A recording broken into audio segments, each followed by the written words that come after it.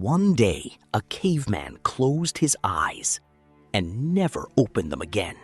No hospital called it, no doctor explained it, no funeral home picked up the body. So what did his tribe actually do next?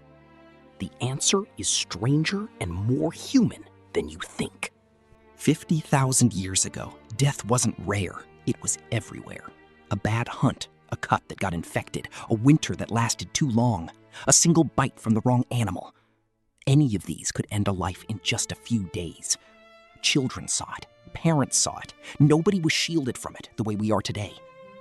But here's the part nobody tells you. Even surrounded by all that death, ancient humans did not just walk away from a body and leave it in the dirt. They did something on purpose. Something that looked a lot like love. Picture this.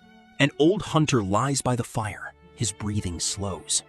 Then it stops. For a few seconds, nobody in the tribe moves. They didn't have a word for heart attack. They didn't know about blood or infection or disease. All they knew was one simple, terrifying fact. Someone who was talking to them yesterday will never talk to them again.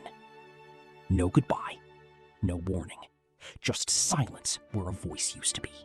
This is where it gets interesting. Scientists who study ancient bones found something they did not expect. Bodies were not just tossed aside. Many were arranged, curled up, positioned with care, almost like someone sleeping. Some were even placed with flowers, tools, or a favorite object resting beside them. Why would a caveman, thousands of years before writing even existed, bother doing that? Because grief is not a modern invention. It is one of the oldest feelings humans have ever had. So what actually happened to the body? In many early human groups, the tribe dug a shallow pit, often just outside the camp, close enough to visit. They placed the body inside, sometimes curled into a resting position, almost like it was only sleeping. Then they added something personal, a stone tool for the journey, a shell necklace, even a favorite pet's bones laid beside a child in one famous burial site. And in burial after burial, across completely different continents and thousands of years apart, one thing keeps showing up: the color red. A powder called red ochre rubbed onto the body or scattered across the grave. Nobody knows for certain why red mattered so much, but some researchers believe it symbolized blood, and blood symbolized life. As if the tribe were saying, even in death, carry life with you. Here's the part that should genuinely surprise you. This wasn't just about disposing of a body. It was about memory. Burying someone with their belongings meant the tribe believed something continued after death.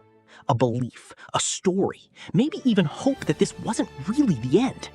This single act, burying the dead with care, might be one of the very first signs of imagination in human history. Before art, before religion, before language as we understand it today, there was this. Now here's the wild part.